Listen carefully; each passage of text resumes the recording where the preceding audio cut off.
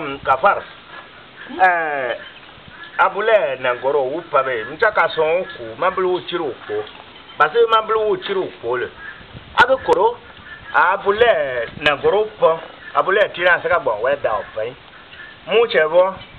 musa gbar yo chena mo ye te tang so wa chi si ye gege aye je o baba bolgo fa yel mo bolgo se mi fa ko se gege ba mi le photo ne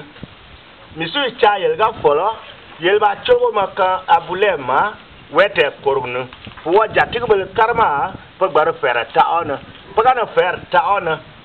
nyena wa ba te songo abulele ye te songo no faale abule ne mu le benge lo mama do mu ma sabario makata abule ne we falo no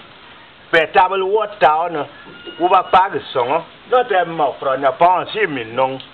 por kwesem chaye mo kisi gige chena mariwa nda ma wuriyo kichewel mo periyo kunawel mo